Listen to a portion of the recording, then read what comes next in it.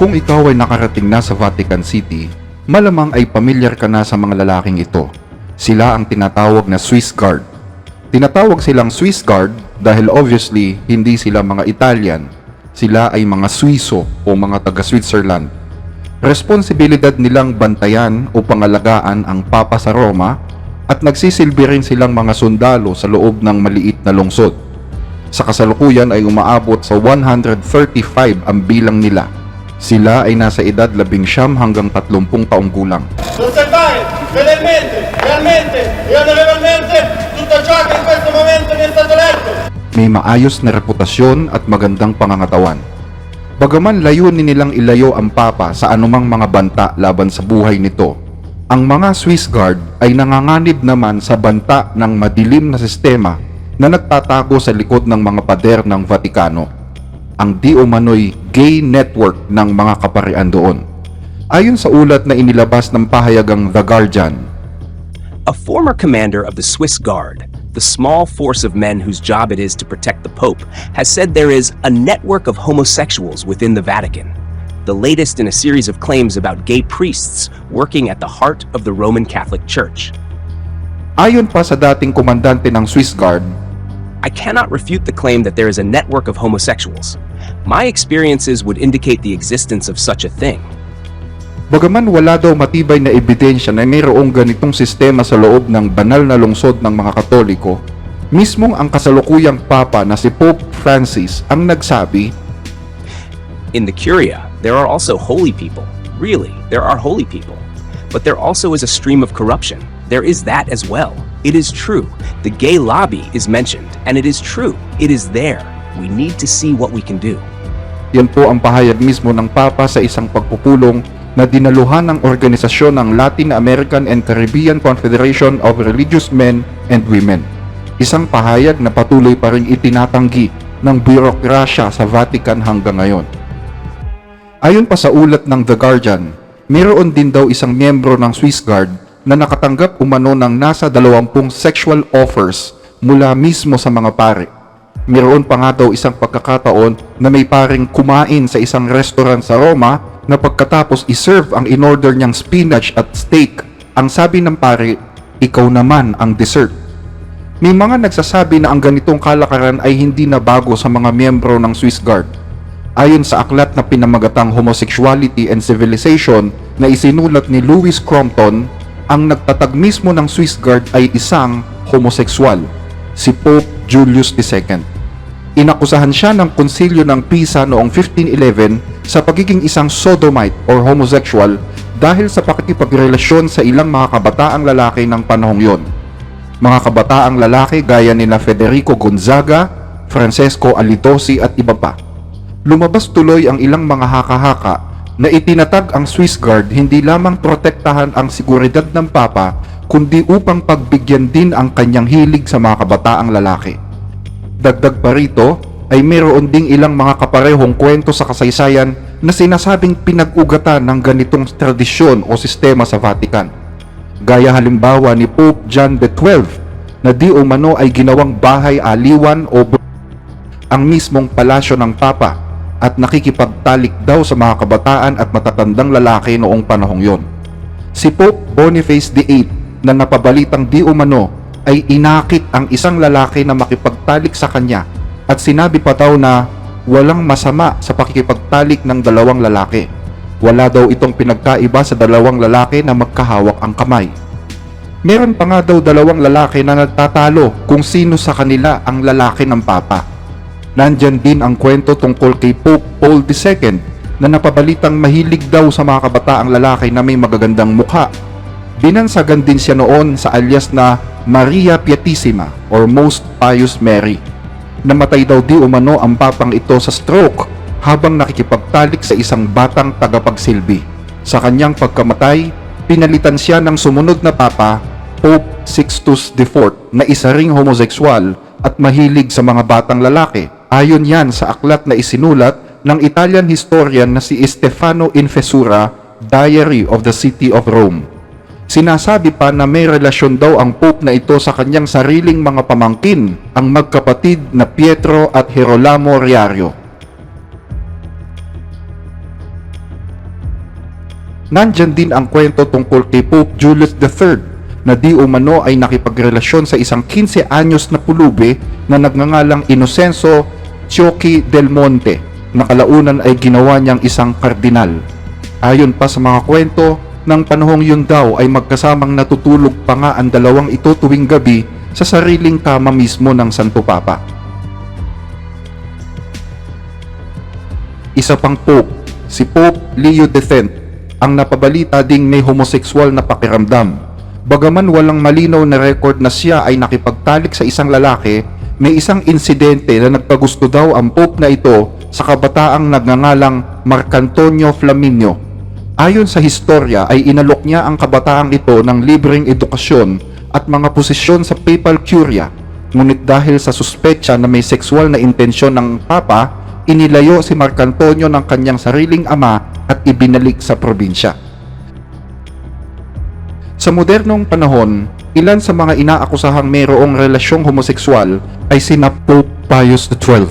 Ayon sa aklat na isinulat ng Batikang historiador na si John Cornwell sa kanyang aklat, Hitler's Pope, The Secret History of Pius XII, idinitalya niya ang hindi pangkaraniwang relasyon di umano ng Papa at ng isang paring Aleman na si Ludwig Kaas, ang presidente ng pinakamalakas na Catholic Center Party sa Germany. Ayon sa aklat, isinulat daw ng mayordoma ng Papa na si Sister Pascalina ang napapansin niyang kakaibang relasyon sa pagitan ng Papa at ni Ludwig Kaas. Isang relasyon na masasabing honest love and unconditional loyalty at magkasamang nagbabakasyon pa. Nasaksihan din daw ng mayordoma ang tensyon sa pagitan ni Father Kaas at ni Father Liber na nag-ugat sa pagseselos ni Kaas kay Liber dahil napapansin niyang unti-unting nadadivert ang atensyon ng Papa dito. Naging saksi din ang mayordoma sa matinding kabiguan na naramdaman ng Pope nang bumalik si Kaas sa kanyang bayan sa Germany. Ayon sa isang magazine na lumabas sa France, si Pope Paul VI ay napabalitang may relasyon di umano sa aktor na si Paolo Carlini.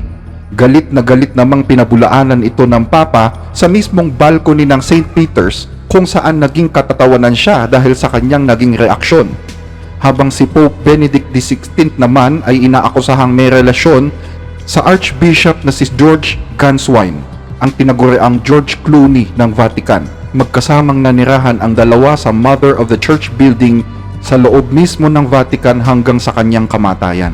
Kung totoo man ang mga kasaysayang ito, Diyos na lang ang makakapagsabi.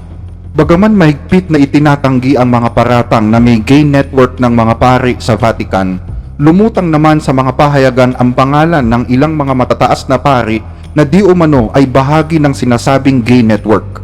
Gaya ni na Monsignor Tomaso Estenico na nahuli sa isang videotape na di umano ay nakikipag-chat at nakipag-eyeball pa sa isang kabataang lalaki sa loob pa mismo ng Vatican.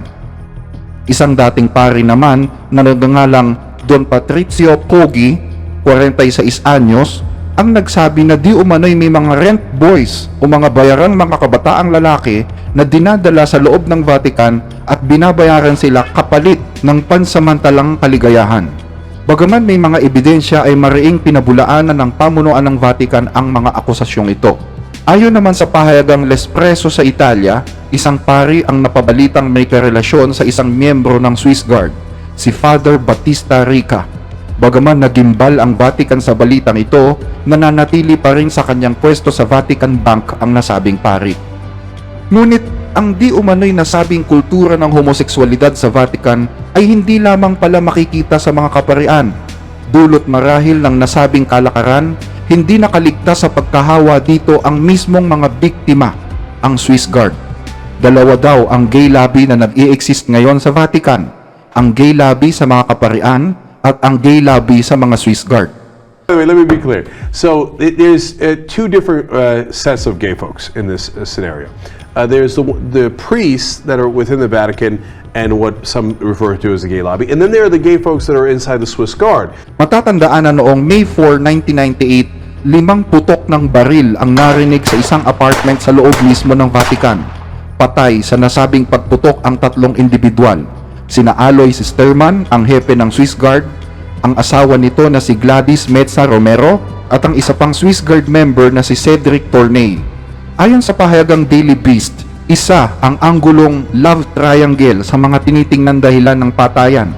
Kilalang homosexual daw di umano ang hepeng si Sterman at nagkaroon ito ng relasyon kay Tornay noong siya ay 23 anyos pa lamang.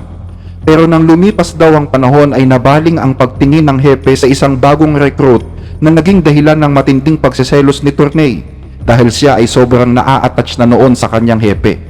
Sa galit ay sumugod siya sa apartment ni Sterman at doon ay pinagbabaril niya ang kanyang hepe at ang asawa nito. Nang mapatay ang hepe at ang asawa nito ay siya naman ang nagbaril sa kanyang sarili. Nais kong basahin sa inyo ang ilang mga excerpt na nasa aklat na isinulat ng isang batikang French writer, researcher at journalist na gumawa ng isang dokumentaryo sa loob mismo ng Vatican. Sa kanyang aklat na pinamagatang In the Closet of the Vatican, ganito ang ilan sa ating mababasa. The biggest gay association is the Vatican, Francesco Nera says by way of antipasto. Lepore spent a year in this famous residence, which proved to be a hotbed of startling homoeroticism. St. Martha's is a place of power, he explains. It is a big crossroads of ambitions and intrigues, a place filled with competition and envy. A significant number of priests who live there are homosexuals, and I remember during meals that there were constant jokes on the subject. Nicknames were given to the gay cardinals, feminizing them, and that made the whole table laugh. We knew the names of the ones who had a partner, or who brought boys to St. Martha's to spend the night with them. A lot of them led a double life. Priests at the Vatican by day, homosexuals in bars and clubs at night.